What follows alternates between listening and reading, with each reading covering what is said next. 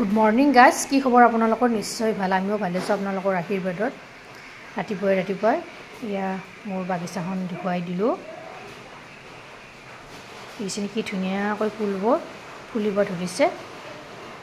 ইমান যে ভাল লাগে নহয় ৰাতিপুৱাই এতিয়া আহিছোঁ এটা ৰেচিপিৰ ভিডিঅ' আপোনালোকৰ মাজলৈ লৈ হে গাইজ আজি আপোনালোকৰ মাজলৈ লৈ আহিছোঁ মাছৰ অন্য এটা ৰেচিপি ইয়া শিঙি মাছ লৈছোঁ মই তিনিটা আজি শিঙি মাছ বনাম আলুৰে সৈতে আলু লৈছোঁ এনেদৰে কাটি লৈছোঁ আৰু পিঁয়াজ এটা লৈছোঁ চাই থাকক ভিডিঅ'টো সম্পূৰ্ণভাৱে আৰু স্কিপ নকৰাকৈ অলৰেডি কেৰাহী গৰম হ'বলৈ দি দিছোঁ ইয়াতে মই তেলখিনিও গৰম কৰি লৈছোঁ একেলগে এয়া নহৰু আদা তেলীয়াকৈ দি দিছোঁ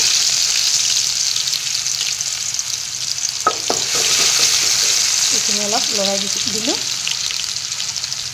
তাৰপিছত কাটি থোৱা পিঁয়াজখিনি দি দিলোঁ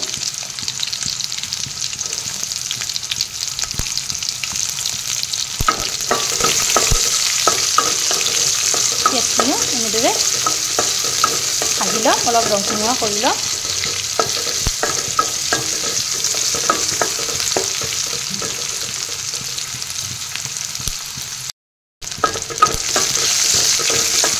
পিঁয়াজখিনি এয়া ৰংচঙুৱা হৈছে ইয়াতে এতিয়া মাছখিনি দি দিছোঁ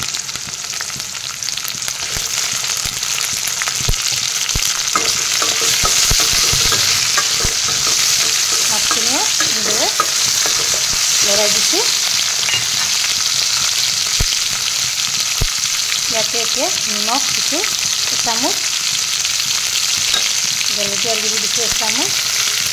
এয়া হালধি গুড়ি দিছোঁ এচামুচ এইখিনি মই ভাজি লওঁ মাছখিনি কুকাৰ এটাত মই আলুখিনি এয়া বইল কৰি লওঁ মাছখিনি এনেদৰে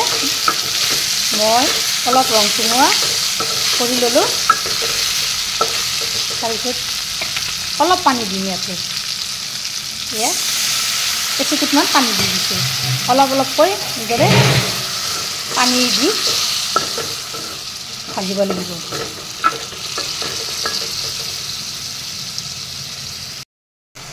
ইফালে এনেদৰে মাছখিনি সিজিব দি দিছোঁ ইফালে কুকাৰটোত আলু বইল হ'বলৈ দি দিছোঁ এয়া দেখিছেনে পানীখিনি নাইকিয়া হৈছে ইয়াতে পুনৰ অলপ পানী দিছিলোঁ নিজৰে কমকৈ দিব লাগিব তেতিয়াহে মাছৰ গোন্ধটো নাইকিয়া হৈ যাব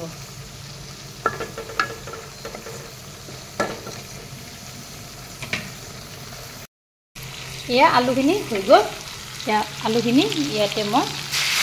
ৰাখি দি দিলোঁ খুব সহজ পদ্ধতিত হয় এই তৰকাৰীবিধ খাবলৈও সোৱাদ লাগে হেল্ডি হয় এইখিনি এতিয়া মই প্ৰায় 10 মিনিট সময় উতলিব দিম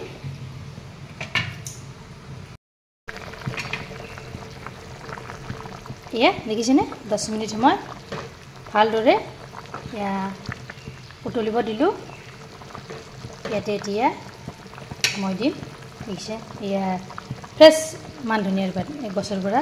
ছিঙি আনিয়ে ইয়াতে দি দিছোঁ খাবলৈ যেতিয়া কি সোৱাদ লাগে নহয় আৰু গোন্ধটো ইমান ধুনীয়া এটা গোন্ধ ওলায় এনেদৰে খোৱাৰ আগে দিব লাগে পাতকেইটা এয়া হৈ গ'ল মোৰ আঞ্জাখন নমাই দিলোঁ এইখিনিতে ভিডিঅ'টো ভাল লাগিলে লাইক কৰিব শ্বেয়াৰ কৰিব কমেণ্ট কৰিব আৰু মোৰ চেনেলত যদি নতুনকৈ আহিছে চেনেলটো ছাবস্ক্ৰাইব কৰিব লগতে ফেচবুক পেজতো ফ'ল' কৰিব ধন্যবাদ জয় আই অসম